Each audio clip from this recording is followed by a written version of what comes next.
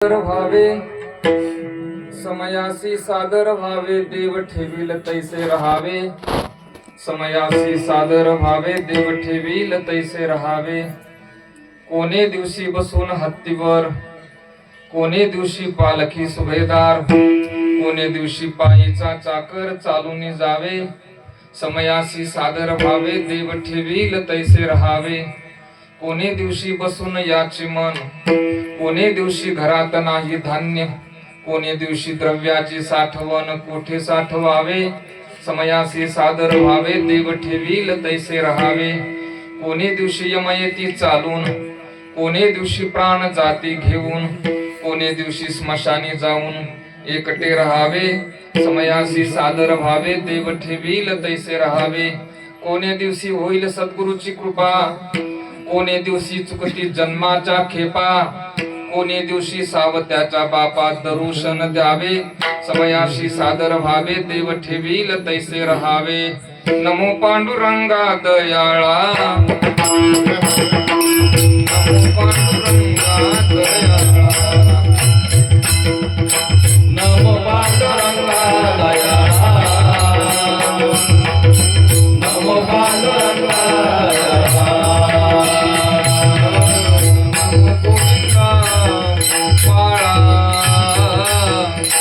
नमो गोविंदा नमो गोविंदा गोपाला, नमो गोविंदा गोपाला. नमो वैष्णवा सकळा, नमो वैष्णवा सकळा, नमो वैष्णवा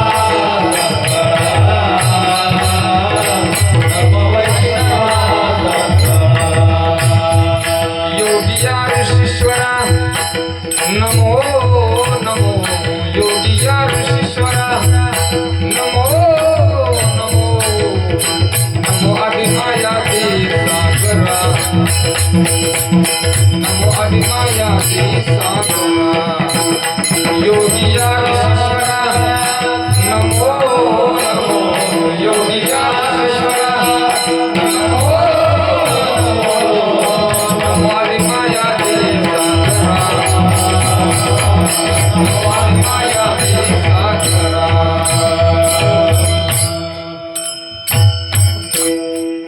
समयासी सादर व्हावे देव ठेवील तैसे रहावे. समयासी सादर व्हावे देव ठेवील तैसे रहावे. सेवेकरता निवडलेला अभंग. विश्वमौली ज्ञानोबराय, निवृत्तीनाथ महाराज, मुक्ताबाई, सोपान काका यांच्या काळातले कृषी मंत्री संत श्रेष्ठ सावता महाराज. महाराजांचा कुणी 4.5 चरण म्हणते, कुणी 5 चरणाचा म्हणते. गोड असा सुंदर असा अभंग आहे. खर तर मानवी जीवनाला हा उपयुक्त अभंग आहे. या अभंगात संत श्रेष्ठ सावता बाबा मानवी जीवनात निर्माण होणारी जी विषम परिस्थिती आहे ना, द्विधा परिस्थिती आहे, त्या विषम परिस्थितीमध्ये सम कसं राहायचं याचा सुंदर विचार प्रकट करतात.